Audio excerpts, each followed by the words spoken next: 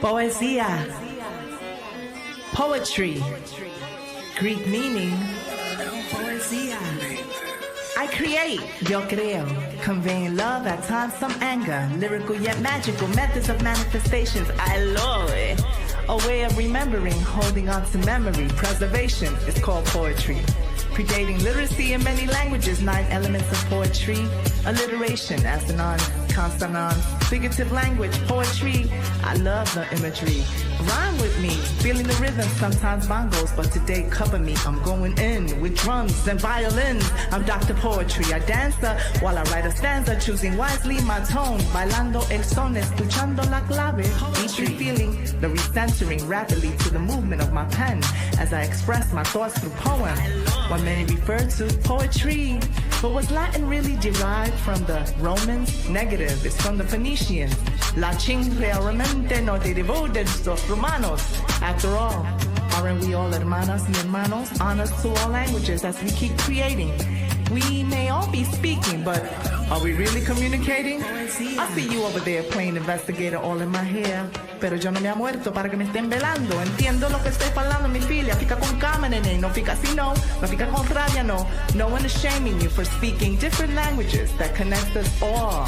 There's always truth in the lie, and I choose to rely on my frequency. But for me, it's the ability to express my thoughts in several languages. After all, the point of it all is to connect and not disconnect. Protection for the connection. Embrace my affection. In poética dieri, soy doctora poesía. Soy la doctora poesial. ¿A qué aconteció como lengua latina? Ella es extinta. What happened to the Latin language? Is it extinct? Is it dead? Está muerto. Que un herculano inició de latín. ¿El donde veo? ¿De dónde vino? Phoenician derived, said the Romanos. So they added CIC to create a romantic language of French, Romanian, Spanish, and Portuguese. There's always truth in a lie, and I choose to rely on my frequency to embrace all dialects, accents that beautifully remind us of our diversified ancestry. Poesía sounds like a lot, right? I love it. Speaking Latin, Portuguese, and Spanish, but where did it come from? Phoenician. No one is shaming you for speaking different languages. Ninguém tá falando mentira, meu filho. Fica com calma, neném. Da mão não fica assim, não. There's always truth in the lie, and I choose to rely on my frequency. Frequency. Ninguém me está aborgando você por falar diferente. A linguagem que nos conecta a todos. Yo amo poesía con toda mi alma. Poesía. Feel free to hate on me. I'm Dr. Poetry, and I love poetry.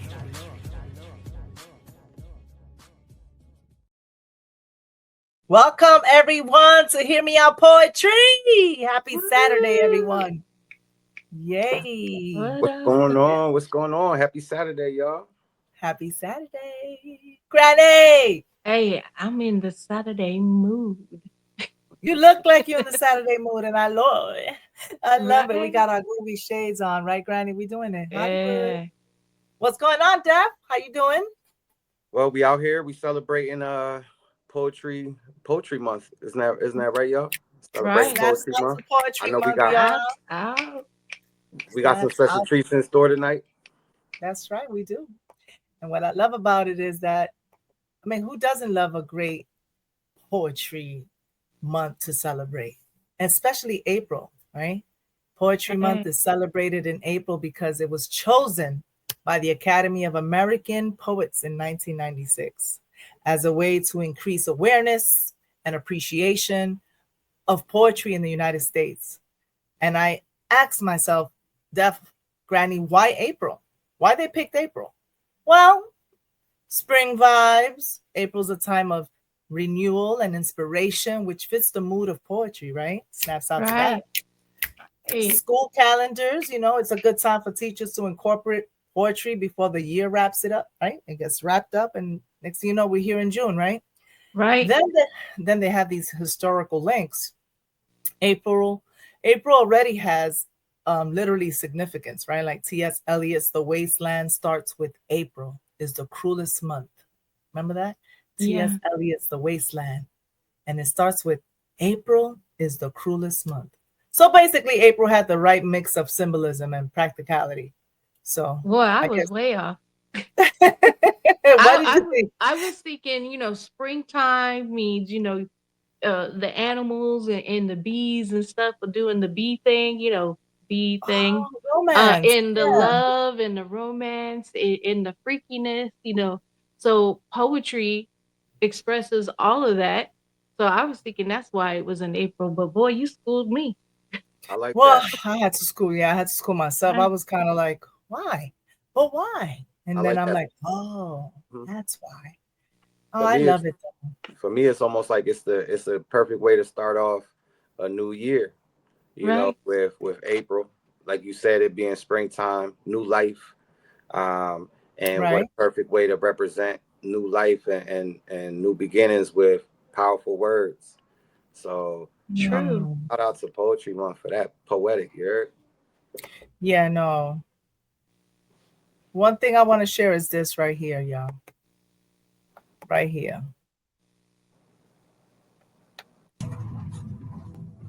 There comes a time when a heart, too generous for too long, begins to feel the weight of its own kindness. A time when patience becomes exhaustion, when love becomes servitude, when forgiveness becomes an open door for continued harm.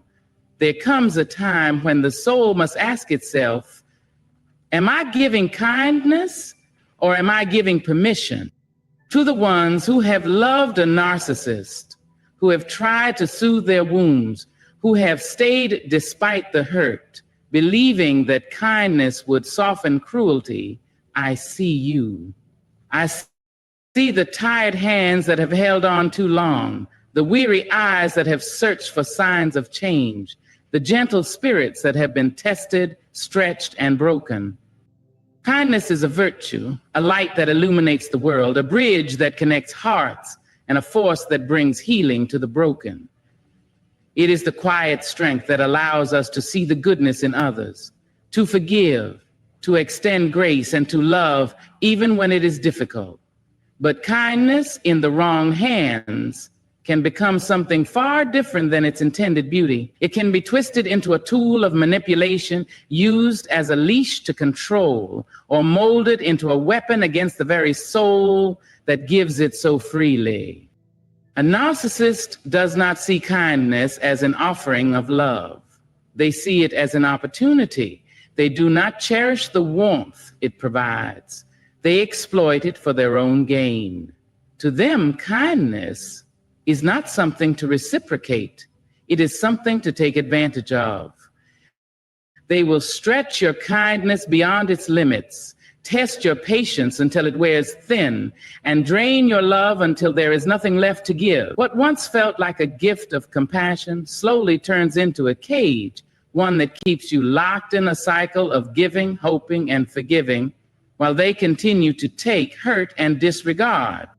At first, the cage is invisible, wrapped in the illusion of love, in the idea that if you give just a little more, if you are just a little more understanding, if you sacrifice just a little longer, then maybe, just maybe, they will change. Maybe they will finally see your worth, finally appreciate your love, finally return the kindness you have poured into them. But that day never comes. Instead, the bars of the cage grow stronger, reinforced by every instance where your kindness was met with cruelty, where your forgiveness was met with indifference, where your generosity was met with entitlement. And yet you stay, not because you do not see the truth, but because you have been taught that kindness is always the answer.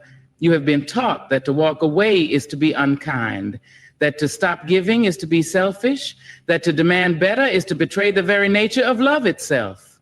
You have been conditioned to believe that love endures all things, that patience will eventually win, that goodness will eventually soften even the hardest of hearts.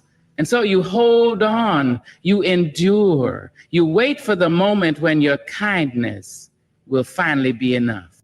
But a narcissist will never reach that moment. To them, kindness is not something to be honored. It is something to be exploited. They do not see it as an act of love. They see it as a weakness, a tool they can use to keep you tethered to them. They push knowing you will bend. They take knowing you will heal. They wound knowing you will heal the very cuts they inflicted.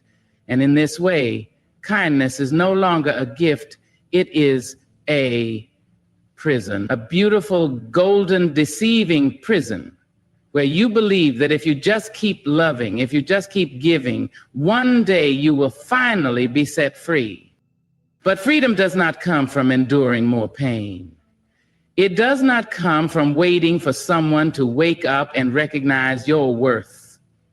It does not come from sacrificing yourself at the altar of someone else's selfishness, hoping that one day they will offer you something in return. Freedom comes when you realize that kindness should be mutual, not one-sided. It should be honored, not abused. It should be a bridge, not a cage. And when you finally see that, when you finally understand that your kindness is something sacred and not something to be squandered, you will recognize that the only way to break free from the cage is to stop building it with your own hands. Every interaction, every response, every boundary you set or fail to set sends a message. It tells people what you will tolerate, what you will accept, what you are willing to endure. Whether you realize it or not, you are teaching others how to treat you every single day. And when dealing with a narcissist, that lesson is either your greatest strength or your greatest weakness. A narcissist does not see love as a partnership, nor do they see kindness as something to be reciprocated. They see relationships as a transaction, a power play, a game in which they must always hold the upper hand. They do not respond to kindness with gratitude. They respond to it with expectation. The first time you excuse their disrespect, you have taught them that they can be disrespectful without consequence. The first time you accept their selfishness, you have shown them that their needs will always come before yours. The first time you forgive without accountability, you have given them permission to repeat the offense. At first, you may believe that your patience will change them, that your love will soften them, that your understanding will make them realize the error of their ways. But a narcissist does not learn through love. They learn through limitation. They do not respond to kindness. They respond to consequence. If you continue to give without requiring respect in return, they will learn that your love is unconditional in the worst possible way, that it exists without boundaries, without self-respect, without the expectation of being treated well. It is a painful truth to accept, but it is necessary. You are not responsible for fixing the wounds they refuse to heal. You are not responsible for proving to them that love exists, that kindness is real, that compassion is a gift worth honoring. That is a lesson they must learn on their own, and until they do, they will continue to take advantage of those who allow it. The longer you accept mistreatment, the deeper their belief becomes that you will always be there, no matter how they act. But here is the truth. You do not have to teach a person to value you. People who are capable of love, respect, and kindness already know how to treat others with care. The only people who need to be taught how to treat you are the ones who are testing how much they can get away with. And the only way to teach them is through action, not words. A narcissist will not change because you explain yourself more clearly. They will not suddenly treat you better because you finally find the right words to make them understand how much they are hurting you. They already know. They have always known. They simply do not care. And so the lesson must be taught in a way they cannot ignore. By refusing to accept anything less than what you deserve, if you do not stand up for yourself, no one else will. If you do not enforce your boundaries, they will continue to be crossed. If you do not demand respect, you will continue to be disrespected. And if you do not leave when your value is disregarded, you are teaching them that they can treat you any way they please and you will still stay. It is a difficult lesson, but one that must be learned. People will rise to the standard you set, or they will fall away. Either way, you will know who truly deserves to be in your life, because those who respect you will not need to be taught how to treat you with kindness, and those who refuse to change will no longer have access to you. There is a lie that has been whispered into the hearts of the kind, the giving, the selfless. A lie that tells you that to set boundaries is to be unloving, that to say no is to abandon those who need you, that to protect your own peace is to betray the very essence of who you are. But that is a lie crafted by those who benefit from your exhaustion, from your willingness to give endlessly, from your fear of being seen as selfish. Boundaries are not walls built from cruelty. They are doors that lead to self-respect. They do not exist to shut people out, but to ensure that only those who honor you can come in. They are not punishments. They are necessary guidelines that protect your energy, your well-being, and your spirit. And yet, when you enforce them, those who have feasted on your kindness will make you feel guilty. They will call you cold. They will call you ungrateful. They will call you disloyal. They will say you have changed, that you are not the same person you used to be, that you have become hardened, distant, and unfair. But what they truly mean is you are no longer easily controlled. A narcissist does not respect love. They respect limits. They do not value kindness. They value control. The moment you begin to set boundaries, you will see their true nature. They will push, they will test, they will guilt trip, manipulate, and twist your words to make you believe that you are doing something wrong. They will remind you of all the times they have needed you, all the ways they have depended on your support, all the things they claim you owe. But listen carefully. What they are really saying is that your boundaries disrupt their ability to take advantage of you.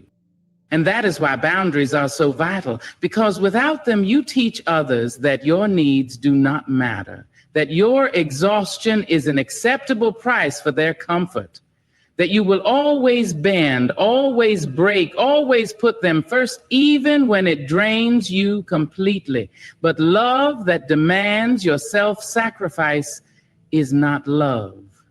And people who truly care for you will not be angered by your boundaries. They will honor them. To the narcissist, your boundaries feel like betrayal because they shatter the illusion that they own you, that they can dictate how you move, how you think, how you give, that they have the right to demand your energy without offering anything in return. But you are not betraying them. You are reclaiming yourself. You are stating boldly and without apology that your worth is not determined by how much you endure, that your kindness is not a debt they are entitled to collect, that your love is a gift, not a prison sentence. And yes, some will leave when you set boundaries, but let them go. Because those who walk away when you demand respect were never there for the right reasons to begin with. The ones who remain, the ones who understand, the ones who love you not for what you give, but for who you are, those are the ones who deserve to stay. There is a moment in every journey where words have run their course, where explanations have been given, patience has been stretched, and kindness has been poured out like water upon thirsty ground, only to be ignored, ridiculed, or taken for granted. There comes a time when speaking, pleading, reasoning, or justifying does not serve you. It only feeds the illusion that someone who refuses to listen will one day hear you if you just say the right thing. But silence is a force greater than any word you could ever speak.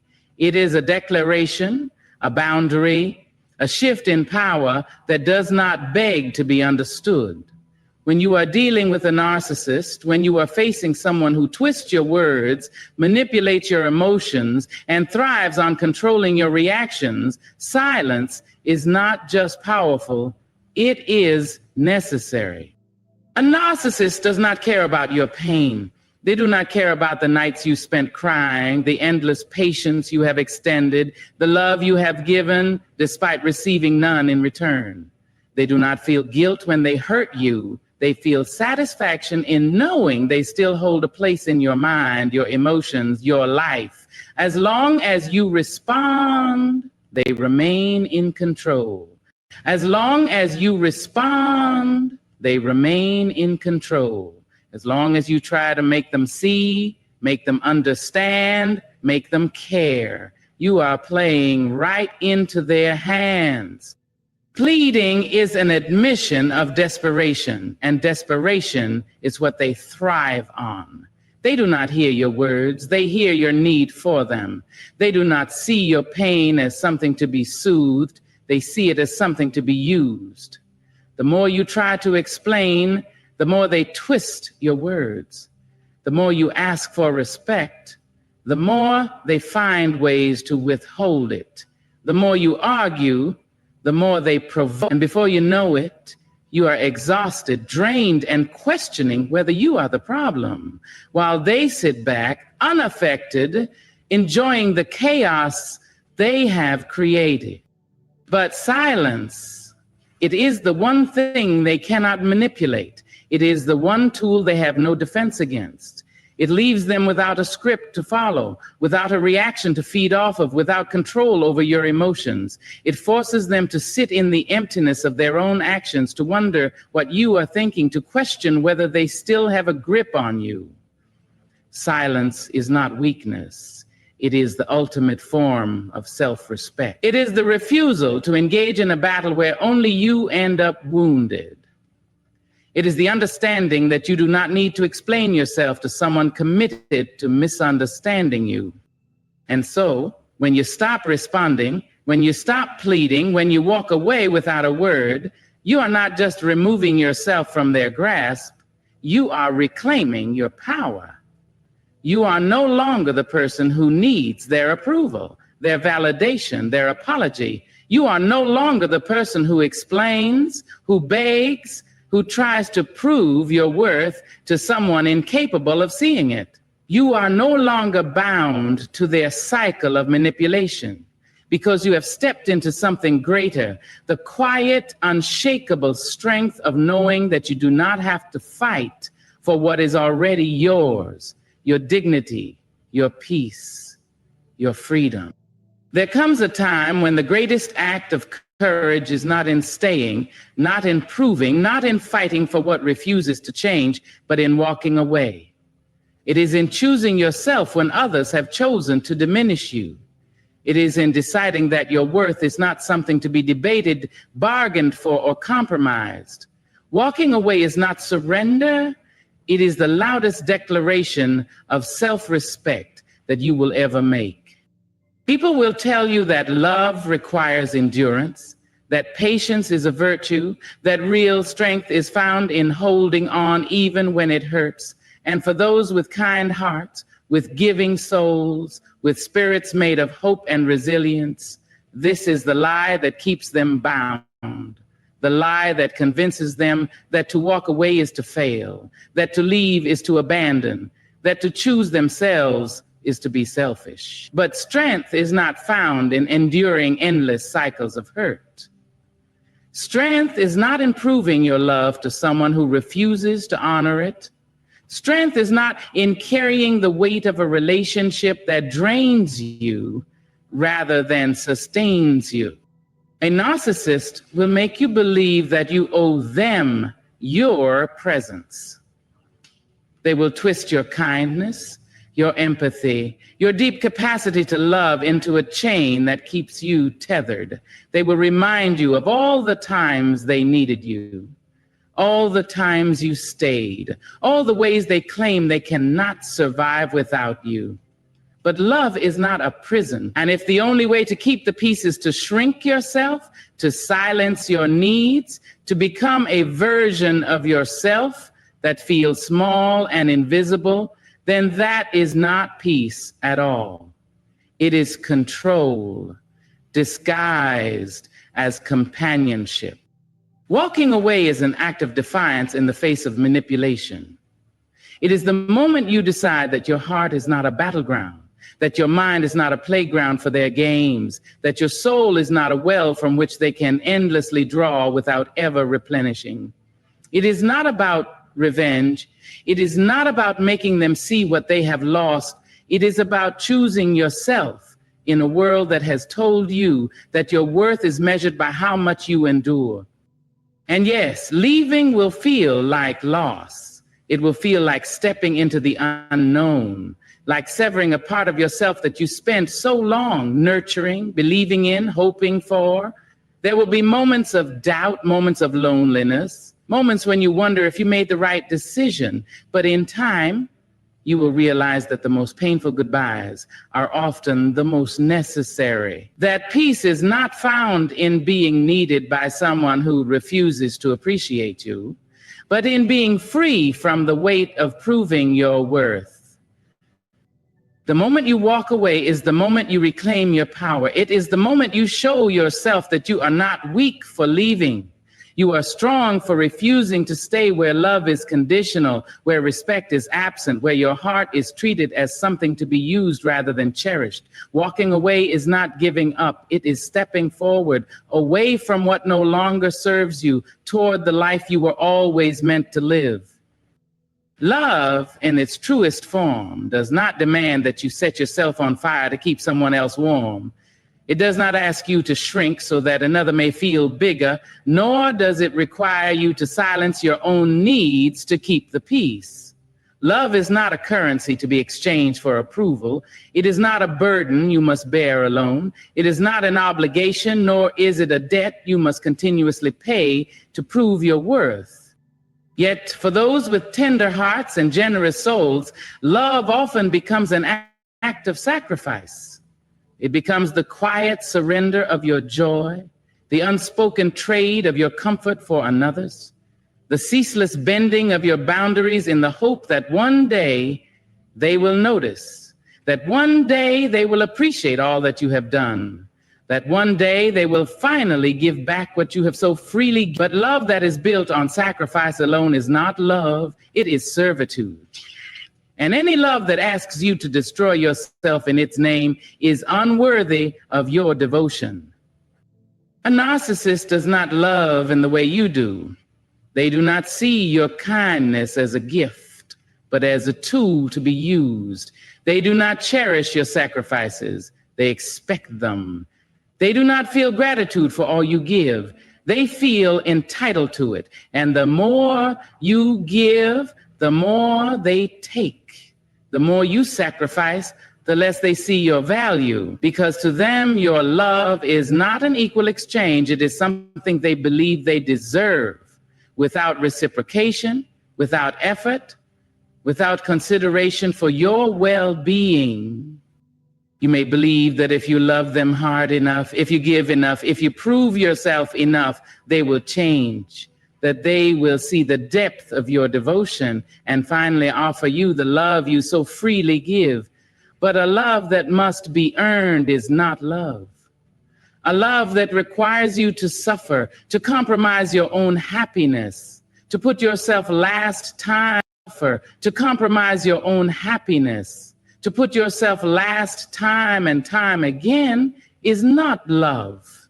It is a game you will never win. A hunger that will never be satisfied, a road that will never lead to the destination you dream of. Love should not make you feel small. It should not leave you empty. It should not deplete you until there is nothing left of the person you once were. Love should be a source of strength, not exhaustion. It should build you up, not break you down. It should lift you, not weigh you down with unspoken pain and unreciprocated effort. And yet, when you begin to withdraw your sacrifices, when you begin to ask for what you deserve, when you stop giving so much of yourself away, you will see the truth. A narcissist will not thank you for all you have given. They will resent you for no longer being so easy to take from. They will accuse you of being selfish when you finally choose yourself. They will call you ungrateful, unkind, and unloving, not because you have changed, but because you are no longer willing to lose yourself to keep them comfortable. Love is not supposed to feel like a slow unraveling of your soul. It is not meant to be a test of how much you can endure before you finally break. Love should not be a sacrifice of your joy, your peace, your dignity, or your dreams, because real love, love that is true, love that is whole, love that is worthy, does not ask you to give up the best parts of yourself just to keep it alive. That was something. And I heard what you said, Granny, that it made you think about a relationship that you were in. Mm-hmm. But you know, what and this is not a show about narcissism. I just, because we always, she's known for her phenomenal woman, and Still I Rise. She's known for so Right. many beautiful things. But I particularly chose this one because I haven't heard narcissism explained so in depth and Yeah. so clear and Yeah. unambiguously stated.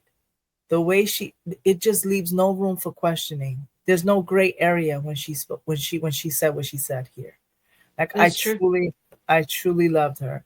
But Maya Angelou, today we are honoring all these wonderful poets, but we chose a selected few.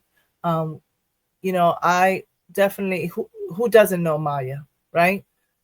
Oh yeah, Miss I have her Mi- books and everything. yeah, Miss Maya Angelou is definitely, to me, she gave powerful voice.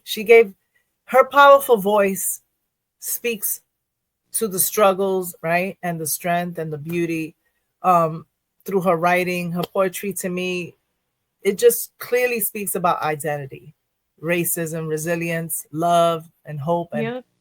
all in a deeply personal but yet in a universal way. You know what I mean? Oh So yeah. yes, we know her poems like Still I Rise and Phenomenal Woman, and we know they're empowering, hello, and they're full of pride and confidence. But I just love the way she used her words to inspire people to rise above hardship and to be proud of who we are. You know Right. what I mean? And I love that. That is why she was the first one that I said, you know what, I gotta start with Maya because I definitely love her. Yeah. I mean, great choice. A lot of people definitely know who she is.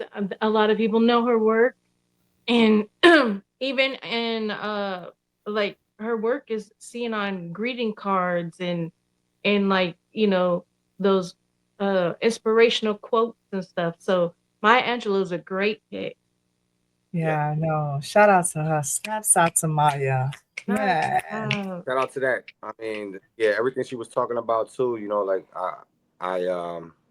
you know, there's been times in my life, you know, not to go too deep into it, right? But there's been times in my life where, you know, I had to,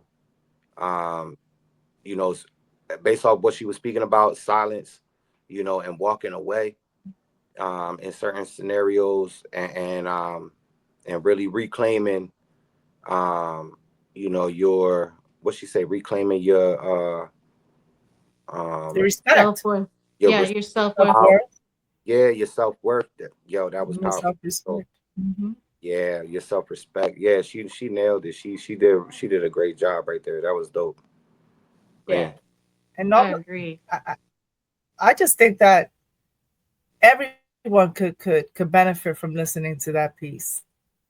It's Hmm. not even so much only romantic relationships or settings. It could be a family member, it could be a coworker, it could be a colleague, it could be a friend. It doesn't have to always be um, a romantic relationship. You know what I mean? Everyone always thinks of narcissism as, oh, you know, a relationship, but Oh that no. happens everywhere. That happens everywhere, and I like we've talked about this at the Poetic Clinic, right? Right.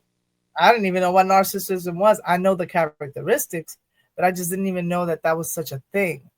You know what I mean? I just remember maybe in the Greek mythology back when I was a little kid, when I was in elementary school, they talked about the person, the Greek that fell in love with his own reflection, and that's the narcissist, right? That was what that was about. I thought it was about that. I don't know. Maybe I'm conflating, but that's what No, I.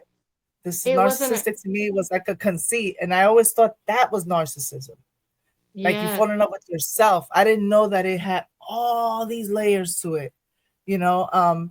And I'm not a specialist in that at all, but I'm glad that she spoke on it. And I'm like, if Maya's saying it, I believe Maya. Right.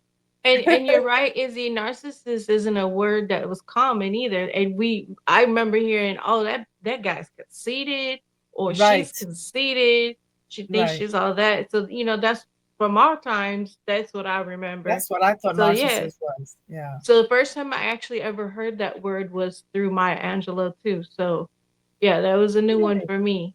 Yeah. Oh, A yeah. a lot of her poetry outside of narcissism, a lot of words I learned was through her poetry, and I was Right. like, "What is that word?" You got to go look it up. And back then, I don't know if y'all remember those dictionaries that had like A through Z Right. The encyclopedias. encyclopedias. Yes.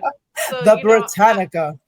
I would hear her say something, I would write it down, and I had to go find it, Yeah. and Well, find the definition. I never heard this piece on narcissism. I heard this a while, it may have been a couple of, I would say almost a year ago. I'm not gonna lie to you. What I'm speaking to is that I never heard anyone break it down like she did. Yeah. Like I never heard it because we hear it common, everyone is using it's running out of style almost at this point because this word is being used constantly. So You're a true. narcissist, you're a narcissist, the narcissism. And I get it. I get why everyone's pretty tuned into it. Yet, when you listen to what she's saying, it's not just a romantic setting. It's No. a lot. And I'm like, I've seen that. I've felt that. And it's universal. And one of the things I love about poetry is that poetry allows us to express events, experiences that are occurring everywhere, thus universal. It's Right. universal. We're all, it's the human condition we all experiencing, and we get to hear it executed in different ways. Everyone expresses it in a different way, but we're all speaking to the same situation.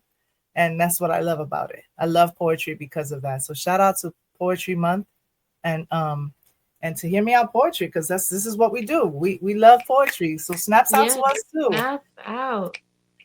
Man. So that was Maya. Yes. Granny. I know you Yeah. have someone you're gonna talk to us about for a little bit, and we're Oh gonna yes. present a piece from him.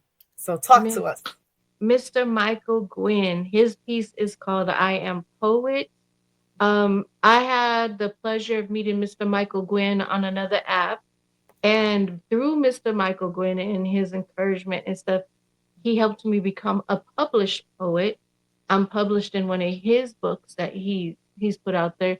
But Mr. Michael Gwynn is a very renowned, credited poet, actor, activist. I mean, the man does everything. He's very similar. He's like a male version of Maya Angelou, very Right. similar. Um, Even in his line of work that he does for his 9 to 5, he works in taking care of people. So he's what do they call it? I don't know why my brain just went blank right now. He works like not welfare office, but he does helps people get through their stuff to get to be taken care of. I can't think Like why. case management, Thank you. is it case management, social work? Social Yeah. worker. Yeah, he Oh, does social wow. working, and that's his 9 to 5 is social work. But he does multiple activism stuff. He not only does like poetry online, he pays for and organizes pop-up poetry spots where people earn money. He helps them get published. I mean, Mr. Michael Gwynn Amazing. really goes out there.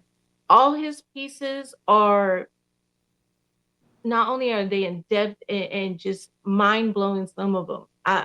I got 2 of his books. I have 2 of his books besides the one I'm published in with him. Um, he's just a really phenomenal human being in general. Right. But like he can come up with a poem. You can give him 2 words and he'll have a whole poem. Like his mind is just incredible like that. He like with me, I have to feel it and be passionate about something before I can write it. Not Mr. Michael. Mr. Michael can put passion in something you give him within seconds and he'll make you feel it. Is just that great of a poet.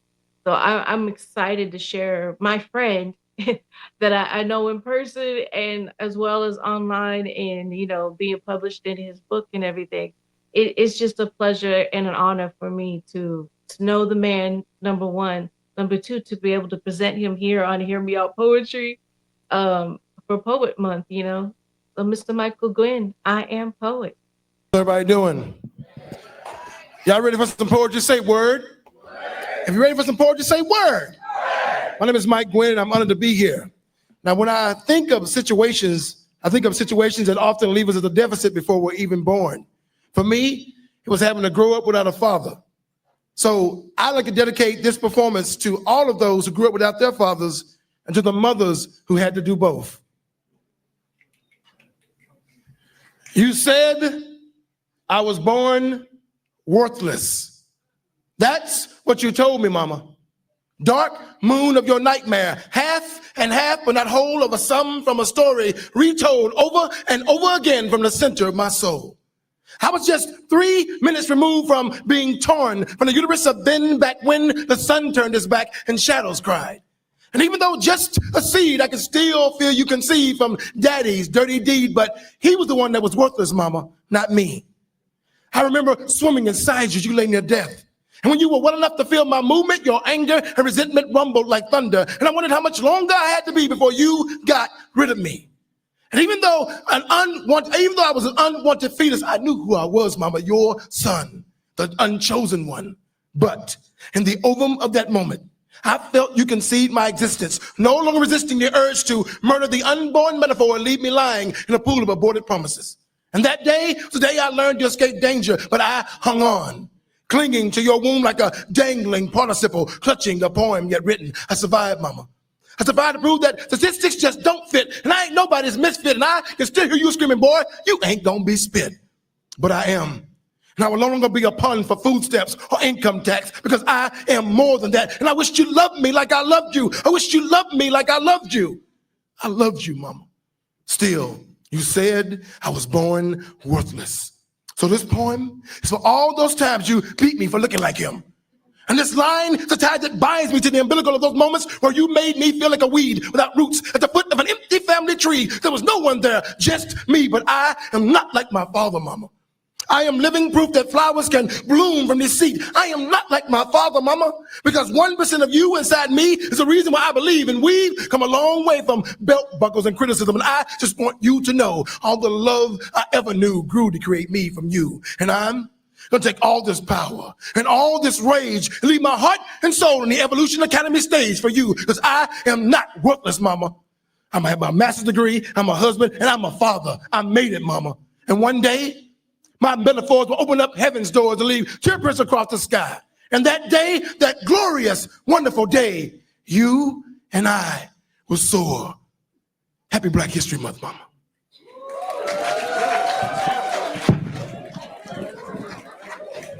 Yeah, I love that piece. Man, snaps out to that. Yeah, He snaps out. That He, Shout out to Michael was Flynn. amazing. And it He has sent some chills to my pieces. spine. Yeah, I've heard this piece before, like a multitude of times actually, and you know I get to judge for him. So he does a lot of poetry slam contests and stuff. Like he's always giving away money, Wow. and he not like substantial amounts, but like I don't. 25, 50, Of course. and he raises money. Like people willingly put money in the pot for him for these poetry slams and stuff. And he does it, it's a way of encouraging people to do more with their poetry. Right. So, it's an encouragement role. So that's why he does these poetry slams. poetry Beautiful. contests, all that stuff, because he's finding different ways to incite people to keep writing, do something with yourself instead of being out there in the street. Again, a part of his activism. Um, but as you can see, every piece he does is very powerful, like this one about his mama. And these are real life stories that he's Right. telling in his pieces. He'll tell you too if it's not real. Beautiful. He'll tell you if it's something he just made up on the fly.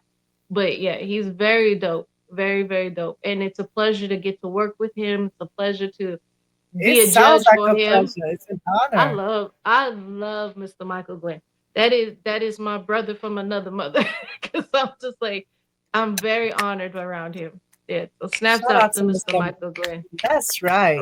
Yes. And happy Poet Day month for him because that is a true Yeah, poet right there. You know, poet is not just you reciting and allowing people to hear your voice, but it's also what you're doing with your voice. Are you uplifting? You know, right. poetry can be used as a weapon. Are we saying things to bring others down, or are we saying things to bring light to situations to uplift? Do you see what I'm saying? That's what I Oh love about yeah, poetry. Like we when we start, when we the pen and the paper, there's so much to do with that. You know, we can enlighten, right? We can uplift, we can protect, yeah, and we can speak for the voiceless. And I love that. right. I love that. Shout out to Mr. Quinn. Mr. Yes. Quinn. And Oh man, and you can reach multitudes with words Yes. that's in right. poetry. So I mean, people write your feelings out there, audience. That's We're giving you poets to be inspired by, but that should be pushing you. You could be one of these amazing poets. You could be the next Maya Angelou, or the next Mr. Michael Gwynn, or the next Dr. Poetry, or oh, Def Poetry. You know what I'm oh, the saying? Granny Like Wowzers. we could you could be that could be you. All you have to Yeah, do is just write, just don't get discouraged. I was right. definitely discouraged until I came across a Michael Gwynn. He's the Yeah. one who said, "No, I hear something. You got something. You just need to work on it." And I did. That's all I needed was that little spark to tell me I had something. That's right. Uh, it's so wonderful to have the Michael Gwynns in your life, because Right. sometimes we know what we want to say, we know what we're feeling, we write it down. I was very shy. I'm still shy, believe it or not. Like I am, it's I have a thing where I may be. It doesn't look like I'm shy, but I am shy. When it comes to saying certain things, sometimes I have to like turn off the lights and then I start reciting or recording. And when I'm there, it's like, you said all that, like if you hear, because it's within me. Right. And I never had anyone to coach me or tell me anything. I just looked out like as a child, you know what you have within. And when he spoke to when he was in the womb, when I tell you that I was fighting tears, I understood everything he said right there. I could Hmm. relate. I resonate with Mr. Oh my God. I want to meet him. Like he has inspired me to write a piece right now because I did speak a little bit of it, but I haven't really said everything. And Right. that part right there with the womb and looking at the mom, oh my God, there's so much there that I guess I just, again, we shy about saying certain things because certain things are so private that you don't dare even speak. You Right. think that I don't want to. And then the thing about it is that we are kind of like the record keepers almost. I don't like to say that because it sounds weird, but I will say it. It feels like I'm the historian of the family because you kind of like bring Oh, light certain things that are going on in the home or in the life that we are raised, some of us, to don't talk about that, right? And then you kind of shrink yourself a little bit and then you start acting like it didn't even happen. And as we grow into these adults and in the type of work we do, I'm sure he's a social worker, so I'm sure he sees. That's another yeah. thing. A humanitarian, he's out there, he's a public servant. We all do this. We all of us, all three of us do that here. So I know we see a lot of the adolescents, the young ones, that we kind of we want to help all the time, and we pray. We could only pray that they get the help they need. Um, when we were younger and we wanted someone to talk to us and hear the things that Mr. Gwynn is saying. I don't know if that makes any sense. When No, you it start does. Mhm. He's saying you that only motivates you to even speak to the youth even more, because he was speaking to a lot of young ones in there. When he Yeah. was reciting, they were listening. So you don't know how many of those lives he's touched right there. Because Mhm. at the end of the day, when the poetry slam is over, when we give maybe the 20, they still go home and they still hearing certain things that not everybody likes poetry. They're like, shut up. Nobody wants to hear that. And what do we use? The poetry to get out of that sometimes even toxic place that we can't even Right. explain or express. Right. So it's powerful, and it's a lot more than just reciting and rhyming. It's a life, it's a lifestyle also, because it's a mission that you have created for yourself and for many others, to truly uplift those that don't really have a way to speak, that are not yet there to express and voice what's going on, that they're internalizing within. So if you notice the people that we've chosen so far, we chose Maya Angelou, Hmm. Michael. What do they have in common? They're speaking about uplifting others. They're not saying it, but that's what they're doing. Yeah, they're using their life stories and their passions to reach other people. Other people. And Thank it's you. kind of the same way what we're doing here too on Hear Me Out Yeah. Poetry is we're Yeah. reaching you audience out there, and Yeah. we're hopefully encouraging you to write. So yeah, it's that's what the main goal is. I'm not saying every poet needs to reach out to other people, but Right. just writing your pieces. Mm-hmm. And if you are brave enough to perform them, or at least record your pieces, it that's another form of reaching out and helping your community and and the society around you. All That is very people true. want is that connection and to know that they're not alone. Yeah. That is, That's huge and powerful. man. Wow. Shout out to that, y'all. What do you think about that, Def? I mean, that was something. Oh, I mean, yeah, I loved it. I do. I remember, Granny, you was judging one of those events, one of those poetry events not too Uh-huh. recently. So I did get a chance to hear him that first time. And this one right here that we just showed is just as powerful. Shout out to Mr. Michael Gwynn. I can't wait to hear some more as well. I'm gonna have to do some digging. Um, but I loved it. I love the form of expression. I love the emphasis. Um, that's right down my lane. So I resonate well with that. Yeah, see, and it's wonderful to have men poets. So men out there, you can be poets too and be amazing. I know a lot of gentlemen poets, and they are just as fire. Mhm. yeah. Now that you say gentleman poet, I have this one poet, but before I get to this poet, y'all, um, well, I have him here now. I'm gonna definitely put him up. We're gonna present right now. I can't wait. One of my favorite, it is my favorite poem in the whole wide world. In fact, it's the type of poem that I'm bold enough to say to you both that if I should ever pass, this is the poem I want to be read in my whatever they call it nowadays, because I kind of want to be buried with a tree and have the tree grow within me, the biodegradable thing. So I would love this piece to be read in my, what do you call that, funeral? It's called Okay. Desiderata. Nice. Desiderata. Desiderata by Max Ehrman.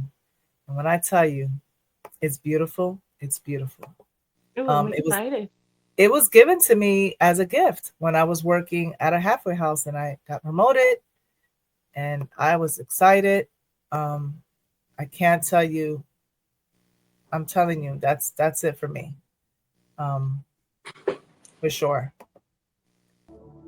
Go placidly amid the noise and the haste, and remember what peace there may be in silence.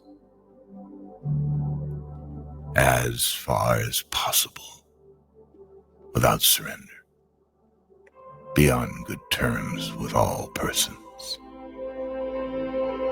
Speak your truth quietly and clearly. and listen to others, even to the dull and the ignorant. They too have their story. Avoid loud and aggressive persons. They are vexations to the spirit. If you compare yourself with others, you may become vain or bitter. For always there will be greater and lesser persons than yourself.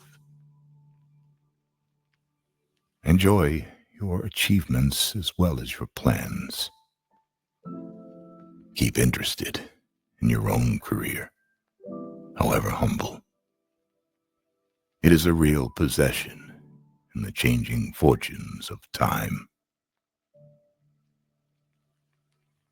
Exercise caution in your business affairs, for the world is full of trickery. But let this not blind you to what virtue there is. Many persons strive for high ideals, and everywhere life is full of heroism. Be yourself. Especially do not feign affection. Neither be cynical about love, for in the face of all aridity and disenchantment, it is as perennial as the grass. Take kindly the counsel of the years, gracefully surrendering the things of youth. Nurture strength of spirit to shield you in sudden misfortune. But do not distress yourself with dark imaginings. Many fears are born of fatigue and loneliness. Beyond wholesome discipline, be gentle with yourself. You are a child of the universe, no less than the trees and the stars. You have a right to be here. And whether or not it is clear to you, no doubt the universe is unfolding as it should. Therefore, be at peace with God, whatever you conceive him to be. And whatever your labors and aspirations in the noisy confusion of life, keep peace in your soul. With all its sham, drudgery, and broken dreams, it is still a beautiful world. Be cheerful. Strive to be happy.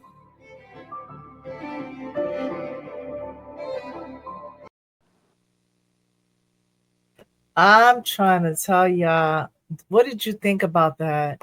Oh my God. I That feel is like so. I feel like I've heard some pieces of his before, if I'm not mistaken. Yeah, he, first of all, that was published in 1927. Okay. So this man was born in 1872 in Wow. Indiana.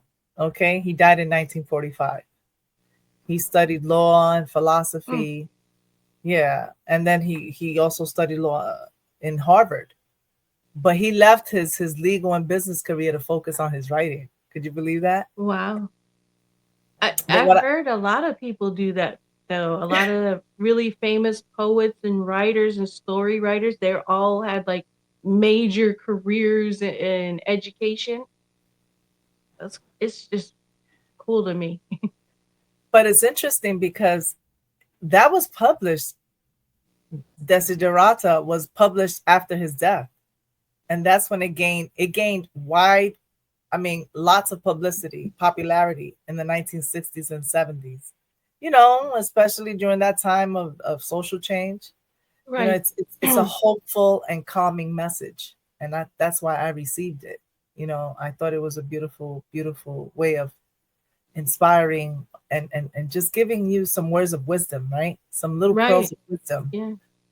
But what I love about his style is that it's centered around themes of peace, spirituality, and search for truth and meaning. And that's what really got my attention. Um, you know, especially working at a halfway house. Can you imagine? But the way it touches on little things. He takes you on a journey of how life starts. You know, when we come into this world, you know, we see the broken dreams. We see he's giving us advice on how to take to be cautious in business affairs. All these little things that he's telling us. You know. Go placidly amid the noise and haste. You know, like I've always and what stood out to me the most also was vexations to the spirit, right? The loud to avoid loud and aggressive. Oh my God, all that stuff was kind of like it hit me, and I was in my 20s, so I was already kind of like, wow. But that's just me, y'all. It's I was still gonna relevant. It's still relevant yeah. today. I was You know what I just mean? gonna say the same thing. Yeah. I was It gonna say does. when was it written again? Because it sure feels like something that somebody could recite today. Mhm. Yeah. Yeah, I mean, it's words of wisdom, and it helps out. It helps you to kind of like get centered sometimes, you know. Mm, I don't know if you noticed that. That's why I always say when I'm feeling kind of like really, really down, I just take a look at it because it says, "Whoever you conceive God to be, perceive God to be, right. you know, it's still a great place here. The world is still beautiful. Like, It's strive to funny. be happy. You know, No, I it's love that. funny because he was so inclusive, not knowing what the world was gonna be like. He was already there in his mindset, in his writing. He was very inclusive. And then that's kind of like shocking in itself for his time period because they Right, weren't so inclusive back then to a lot of things. So right. I see why you like it. Very Yeah. beautiful piece. It's beautiful. It's definitely one of those things that I plan on having in I want to get it all over. I lost that frame. But I kind of want it painting, like a painting, and I want to have it like Hmm. written really beautifully and definitely going to be a big piece that I'm looking forward to having. So snaps out to Mr. Max Ehrman. Yes, Again, snaps I out. don't know him like his lifestyle. I just know the poem. I know that piece. It came to me as a gift. I had no idea. And so usually those are the best pieces when you start digging in because now I'm like, Right. who's Max Ehrman? You know, am I saying his name right? And this piece, Desiderata, like you know, I remember saying that, and it looks like a Latin, like a Spanish word, right? Like, it's almost Latin, Desiderata. So I just thought it was beautiful. It But was. yeah, guys, this has been great so far, right? Yeah, Have one more beautiful. poet for you guys, and then we're gonna dive into our own poetry over here. We Mm. have one more, viewers. Of course, we're not gonna go nowhere without mentioning Puerto Rico. What did you think? We got some, and we have so many poets in Puerto Rico, but this one is the one that when I first started, when I was a little girl, I would go to Puerto Rico, visit all the time, and I would always see Julia de Burgos, Julia de Burgos, Julia de Burgos, everywhere, you know, Julia de Burgos. And I'm like, who's Julia de Burgos? Oh, she's a writer. She was a poet. And I'm like, huh. But, you know, I started reading around and then I saw this piece that she wrote about Rio Grande de Loiza. Loiza Rio Grande, something like that. And I said, no, I like Rio Grande. And when I saw that and I read it, I loved it. So before we get into that, y'all, I have this quick little, it's a quick little video. It's going to explain who Julia de Burgos is. I like the way they break it down and it's in English. So let's see. On February 17, 1914, Julia Constanza Burgos Garcia was born on a farm near the town of Carolina, Puerto Rico, to a working-class family. Francisco Burgos Hans was her father, and Paulina Garcia de Burgos was her mother. Francisco was a farm owner and member of the Puerto Rican National Guard. Paulina was a homemaker who sold the produce she harvested. Francisco and Paulina produced 13 children. Julia was their eldest child. Unfortunately, 6 of their 13 children died before reaching adulthood because of malnutrition. In 1928, the Burgos family moved to the district of Rio Piedras following Julia's graduation from the Munoz Rivera Primary School. She attended the University of Puerto Rico's Piedras campus at the age of 16. She graduated in 1931 at the age of 19, earning her teaching degree. After graduating college, Julia began teaching in the city of Naranjito, Puerto Rico at the Fiojo Elementary School.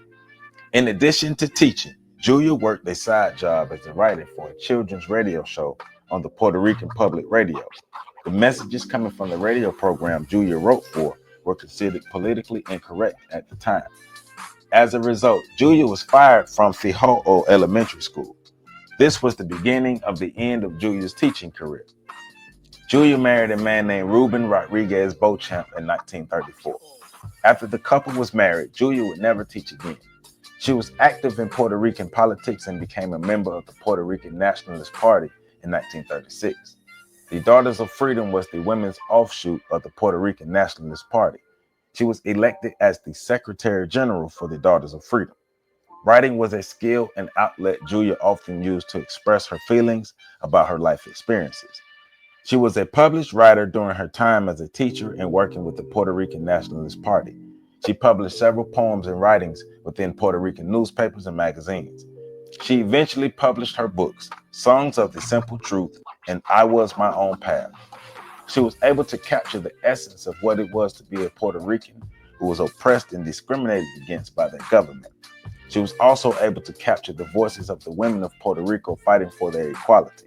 Being a Black Puerto Rican woman who experienced poverty, death, oppression, love, and having the experience of fighting for a better way of life had a great influence on her poetry. It allowed her to say what the average oppressed Puerto Rican was feeling and experiencing during that time.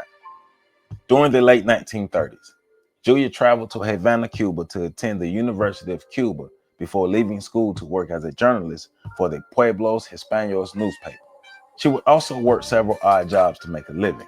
She married Armando Martin in 1943, but the couple divorced in 1947. It is said that after this divorce and other failed relationships, she suffered with depression, which led to alcoholism. In 1953, Julia was hospitalized because of health complications. During this time, she wrote her last poem, Farewell in Welfare Island. It is believed that she predicted her death within this poem. Julia died on July 6, 1953 in Manhattan, New York. Tragically, at the time of her death, no family or friends knew of her death and were not present to identify her body. Eventually, she was identified by a relative and was given a proper burial. Her poetry was rediscovered by later generations, and she inspired readers because her poetry was so relevant to the reader. Julia's legacy was able to continue living because of the life that Julia injected into her poetry and other writings. A total of 10 of her literary works were published. 2 biopics were made about her life. Her poems inspired musical compositions, and she received over 17 honors, including being inducted into the New York Writers Hall of Fame in 2011. To Julia D. Burgos, we proudly stand on your shoulders. Alárgate en mi espíritu y deja que mi alma se pierda en tus riachuelos para buscar la fuente que te robó de niño y en un ímpetu loco te devolvió al sendero. Enróscate en mis labios y deja que te beba para sentirte mío por un breve momento y esconderte del mundo y en ti mismo esconderte y oír voces de asombro en la boca del viento. Apéate un instante del lomo de la tierra y busca de mis ansias el íntimo secreto. Confúndete en el vuelo de mi ave fantasía y déjame una rosa de agua en mis ensueños. Río grande de Loíza, mi manantial, mi río desde que alzóme al mundo el pétalo materno. Contigo se bajaron desde las rudas cuestas a buscar nuevos surcos mis pálidos anhelos. Y mi niñez fue toda un poema en el río y un río en el poema de mis primeros sueños. Llegó la adolescencia. Me sorprendió la vida prendida a lo más ancho de tu viajar eterno. y fui tuya 1000 veces. Y en un bello romance me despertaste el alma y me besaste el cuerpo. ¿A dónde te llevaste las aguas que bañaron mis formas en espiga de sol recién abierto? ¿Quién sabe en qué remoto país mediterráneo algún fauno en la playa me estará poseyendo? ¿Quién sabe en qué aguacero de qué tierra lejana me estaré derramando para abrir surcos nuevos? ¿O si acaso cansada de morder corazones me estaré congelando en cristales de hielo? Río Grande de Loíza, azul, moreno, rojo, espejo azul, caído pedazo azul del cielo, desnuda carne blanca que se te vuelve negra cada vez que la noche se te mete en el lecho, roja franja de sangre cuando bajo la lluvia torrente su barro te vomitan los cerros, río hombre, pero hombre con pureza de río, porque das tu azul alma cuando das tu azul beso. Muy señor río mío, río hombre, único hombre. Meet a digital bank account built for businesses like yours. With American Express Business Checking, you'll say goodbye to... He tenido que dar, multiplicarme, despedazarme en órbitas complejas. Aquí, en la intimidad conmigo misma, qué sencillez me rompe la conciencia. Para salvarme el mundo del espíritu he tenido que armar mis manos quietas. Cómo anhelo la paz, la hora sin ruido cuando nada conturbe mi existencia. Todo soñar se ha muerto en mis pupilas. A mis ojos no inquietan las estrellas. Los caminos son libres de mi rumbo y hasta el nombre del mar sorda me deja. Y aún me piden canciones por palabras. No conciben mi pulso sin poemas. En mi andar buscan trémulos los astros como si yo no fuese por la tierra. Oh lentitud del mar. Oh el paso breve con que la muerte avanza a mi ala muerta. ¿Cómo haría yo para salvarte el tiempo? ¿Qué me queda del mundo? ¿Qué me queda?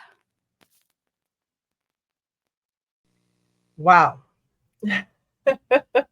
I mean, I barely understood what she said, but I can feel the passion through the words. Well, So let it me was, just no. This is first of all, that was shout out to Miriam Colon. She is the founder of the Puerto Rican Traveling Theater in New York City. wow. I used to be part of this theater. I used to be part of the dance company, the Puerto Rican Traveling Wow. Theater. I used to dance. I learned classes there, dance classes. Dance. I did jazz. Everything. I took some classes there when I was younger in high school. So yes, Miriam Colon. If you don't know who Miriam Colon is, do you remember watching? Have you ever watched the movie Scarface? Yes. The mother that she says, "We don't want your money, your dirty Oh, money." yes, yes, yes, yes. That is Miriam Colon. Okay. She So sound Miriam Colon is the woman that's reciting Julia de Burgos, Rio Grande de Loíza. she sound like my Beautiful. grandmother. Yeah. Yeah. I might not be able to fully understand because my Spanish is horrible, but yeah, she definitely has a beautiful voice. Well, this poem, Rio Grande de Loíza, it's Julia's way to express her love for Puerto Rico's nature. She opens up with a kind of love letter to the river, describing it with awe and affection. The river represents the beauty of Puerto Rico and a connection to nature of Borinquen, right? Mhm. Río Grande de Loíza, mi alma se abre toda al paso de tu agua clara. It's nature, right? And then it goes into symbolism because it's personal and ancestral identity. So the river, it becomes it becomes a symbol of her personal roots and her Afro-Caribbean heritage. So she imagines the river flowing through her veins, connecting her to her ancestors, and including those that suffered through under slavery. She's also speaking of pain and injustice. She uses the river as a metaphor for Borinquen suffering, especially the oppression of the Puerto Ricans and the exploitation of its land. So there's parts of the poem filled with grief, anger, and protest. So you're hearing some of that. You're hearing that. That's what you were hearing. Now, we can't act like we don't hear the feminine power and emotion, right? Her tone No, you can definitely feel the emotion. Yeah. Her tone, it shifts between soft and fierce. Yeah. Just like the river. So it reflects her emotional identity. And it's the intensity of it that I really enjoy listening to, especially when Miriam Colon is reciting that, the power of feminine energy. So it's tied with rage, sorrow, and strength. So it's one of the reasons why I enjoy that piece. But it's also one of the biggest cries for freedom, because in the end, the river becomes a symbol of freedom and revolution. Yeah. It doesn't stop, and I just love that. I think that was the type of spirit she had. And obviously, I didn't meet this woman; she passed. But the poem is about a river. Yeah, it's about a river, but it's also about homeland, her homeland, the memory, the race, the pain, and the power. So her soul, to me, was flowing like a river. I love that. Shout out to Snap to Julia. Because you guys could tell when I'm passionate about something. I love it. Yeah. I'm sorry I can't understand it all, but from what pieces I got and just the flow of her voice with the piece, speaking of, her performing the piece for her, I can feel it. And it definitely drew me in to listen. I was just like, oh. Every day I drive to work. I live very close to what she's talking about, that river. So I drive through when I'm on my way to work, and I see the house. There's a little house there that is all pink, and that's where she lived. Wow. And so it's kind of like a little museum type thing. So I love that. I love that a lot. But yeah, we have poets within Hear Me Out Poetry, y'all. We have poets. We are celebrating, viewers. We are celebrating poetry. We celebrate it every day pretty much, right? Because you see us all the time here with our shows. But we want to honor other poets that paved the way. We call them the big dogs, right? Maya Angelou, Michael Gwen, Julia Burgos, and my favorite poem in the whole wide world, Desiderata by Max Ehrman. We have so many other poets out there, but we don't have time to play them all, but select a few that we took and we chose. Yeah, we did. But we also celebrate, we also bringing a lot of things to light, guys. Don't forget Poetic Clinic. We talk about Autism Month as well. Yes, we do. And we have the famous Granny WOWZERS with us, who does a hell of a job when it comes to autism awareness. And so I would love to start off and give you your flowers. Granny, when I hear this is the autism anthem. Thank you. Yes, you are a hell of a poet. Listen, the Hear Me Out Poetry, I am so honored to have you guys with me. And those that are not here right now, shout out to all the poets that came through here. It is Poetry Month. Shout out to all of you. Snaps out, and coming soon, Snaps Out with Granny WOWZERS. Snaps out. It is Poetry Month, and we are here. We're not going anywhere. Poetry does not belong in only a book. It doesn't belong on a month, just a month. Right. We always say life is poetry here. Poetry is life. We are poetry, right? So our poetry is not up for debate. So we're gonna definitely play something here from Granny Wowzers.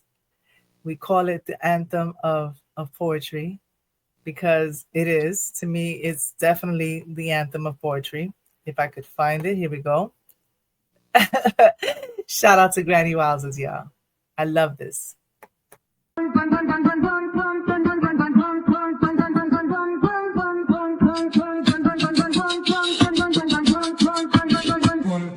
It's my part, yeah, let me shine.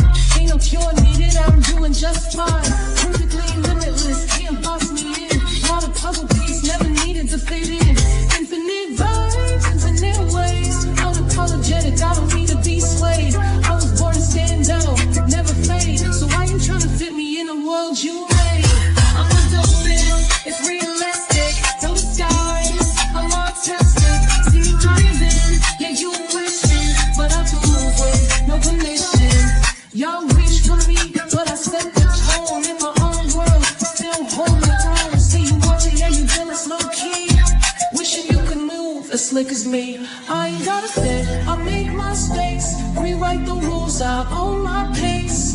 See the world in a whole new light. Different don't mean wrong, it just mean right.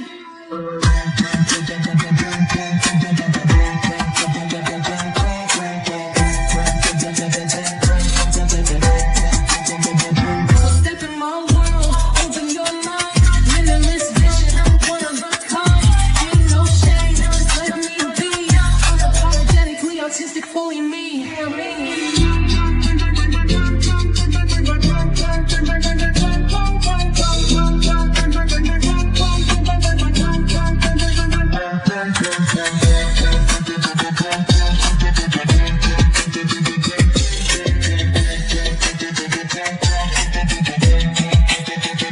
Step in my world, open your mind.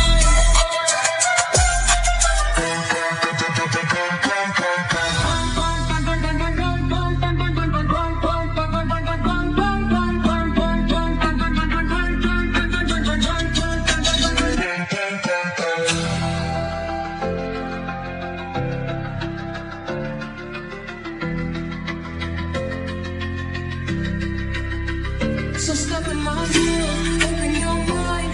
Limitless vision, one of a kind. Ain't no shame, just let me be. Unapologetically artistic, fully me.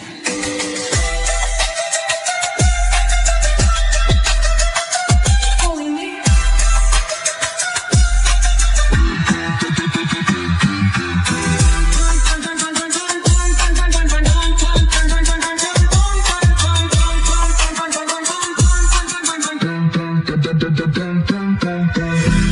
It's realistic, no disguise. I'm artistic, see me thriving. Yeah, you wishing, but I move with no permission.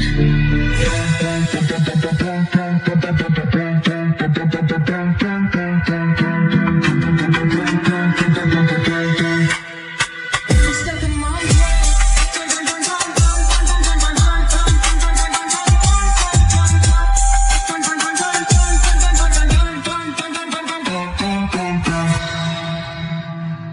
Hey, Shout out to you, Granny. Thank you. that was dope. I love that. I Let's still can't believe go. I did it. Let's go. That I was love that. that was a huge challenge for me because that's not my style of music that I normally that I produce. We can't tell. But We don't I even love need it. that disclaimer because we cannot tell. That was awesome. Bum, bum, bum, bum, bum, bum, bum, bum, bum, bum, bum. I'm like, after this show, I'm gonna have that melody in my head because I always do. I'll be at work like bum, bum, bum, bum, bum, bum, bum. And then I see the lovely Sunshine. Shout out to Mr. Sunshine. He is definitely on Hear Me Out Poetry. He is he's a host. He's a host. Y'all don't know when y'all hear him, that's him. He's a part of anything and everything I do. There's not a single right. person or intermixing that I work in any circle. I mean, any circle that they don't know Sunshine. That's right. So he's just there. He's and I'm here. gonna say it, wherever he doesn't fit, Granny don't fit. Pretty much. That's I it. tell people all No the cabe time. ese nene, no cabe granny. That's how I'm gonna say it to you in Spanish. No him, Donde no no cabe me. el nene, no cabe granny. Eso es tan sencillo como es. Pretty much. Pretty I love much. that. And I explain it all the time. If I he love can't that. go, I can't go. That's right. No, shout out to that. Beautiful. That was beautiful, and I love it. Yes, we are definitely out here. Viewers, we are celebrating Poetry Month. So come on now. Y'all ready for some more? Because we got Oh, more from yeah. Y'all Poetry.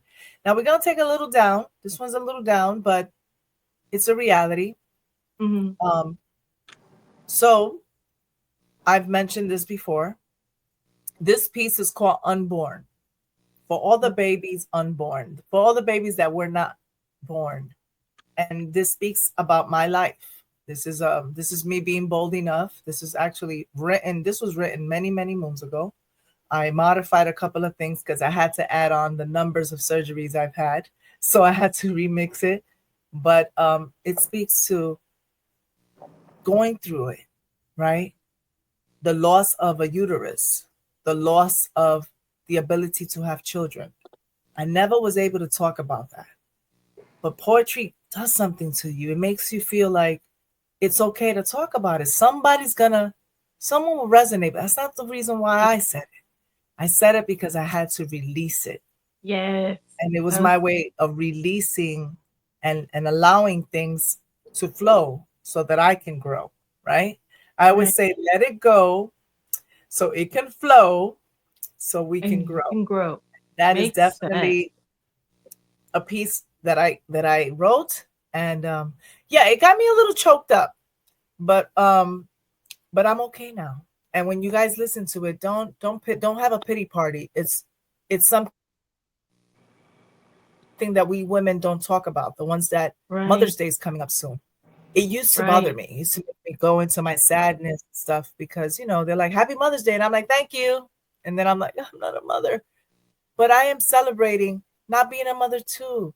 You know why? Because not all of us, life is this way. You know, things happen. And what you do with what you have is what counts. You see, you're not supposed to let nothing break you. You're supposed to learn from it. And someone out there, especially the type of work that I do, they need us. So that's I've come to terms with those things. The therapy and all that stuff. You're gonna hear me talk about it now. So I'll be quiet now. Enjoy. This is Unborn. All right.